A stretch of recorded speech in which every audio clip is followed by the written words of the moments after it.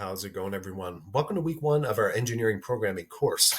For those of you that I haven't met yet, just looking at quickly at the roster, I think I've met about half of you beforehand. My name is Henry Griffith, and I am the chair of math, architecture, physics, and engineering at San Antonio College.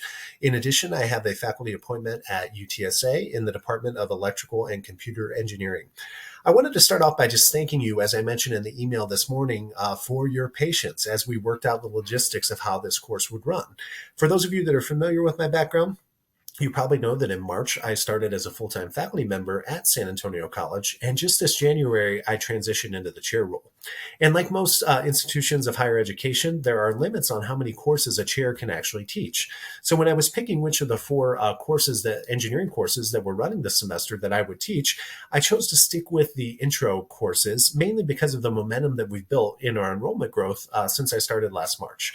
However, the entire time, I was willing to teach the programming course in a volunteer capacity, but we weren't sure whether or not that would work out until this morning. That was not an exaggeration to tell you that just this morning I got clearance to teach the course. So as you might imagine, coming back from spring break in an administrator role, there was quite a bit of headache today, but all those fires are finally put out at about 10 o'clock at night. So I posted the initial checklist for the course, got an assignment up as promised, and I just wanted to go over that every week when we post an initial content module. I'll kind of walk you through what we're going to be doing for the week. So if you look at the week one checklist, you'll see that we'll actually have 2 lectures this week. The first lecture, and if you had a chance to look at the course homepage, you know that lectures will generally post on Wednesdays and Fridays. And the goal there, especially in an 8-week course, is to keep you engaged at least 2 times a week in the course module. I know as a student, it's tempted to kind of, in an accelerated online asynchronous course, to just consume everything at one time. But if you're familiar with how your brain works from a neuroscience perspective, not all learning time or studying time is created equal. The more you can spread the time that you spend on a course out over multiple sleep cycles, you really will be able to comprehend the material to a greater extent and really retain the material over a longer period of time. So obviously, I can't make you look at it on a daily basis, but I hope that by rolling the material out on 2 different dates throughout the week, that I will encourage you to engage more frequently with the course. So after you get done watching this week 1 intro video, what I'd like you to do is complete the week 1 discussion board assignment.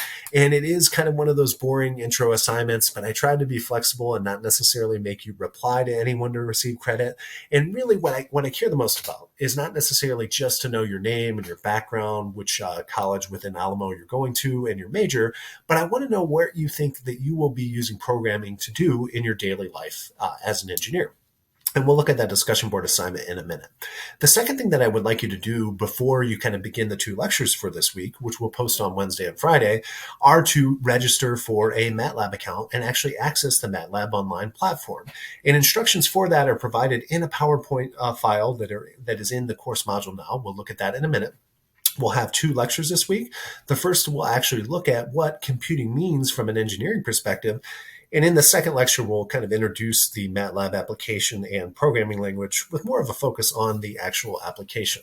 So going back to the week 1 module, at least what's posted of it for now, the registration instructions are included in this PowerPoint. If you have any questions or any issues registering for a MATLAB account, please let me know.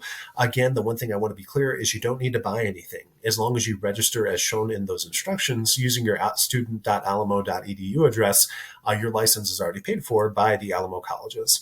In addition, that discussion board assignment, which is due Sunday at midnight, really the question that I want you to hone into is this last bullet point. How do you actually think computer programming, how are you going to utilize it within your engineering career?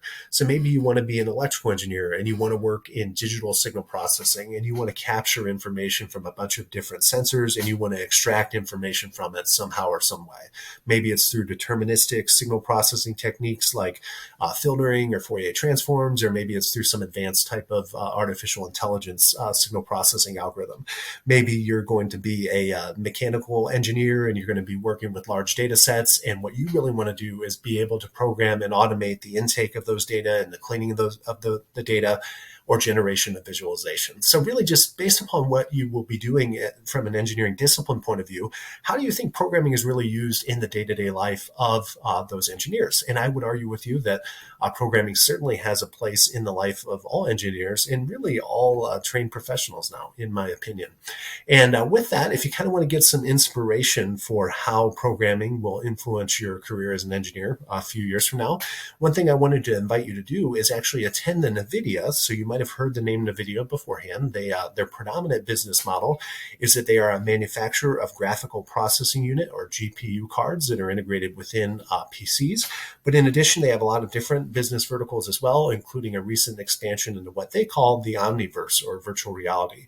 What happens is when you're kind of the market leader in GPUs, which really are the enabling for any kind of computation that involves large-scale parallel matrix operations, which in short is anything that involves artificial intelligence or anything that involves graphics, all of a sudden you're really well positioned to be a leader in a lot of these emerging technologies like the metaverse or the omniverse, which is just a fancy way to say augmented and virtual reality, deep learning, anything that you might want. So if you want to click on this link, and if assuming that you're watching this on Monday evening or Tuesday morning, if you happen to catch this before the 21st, which is Tuesday at 10 a.m., do click on that link and watch the keynote address. I put that link up, even though I'm sure that the majority of you won't get to see this before 10 o'clock tomorrow, in the hopes that they will have an archived version of it that will be posted to the web later on. So maybe we'll do an ungraded discussion board assignment about it this week and just really dig deep on where the market leader that really drives a lot of the innovation in engineering computing is going.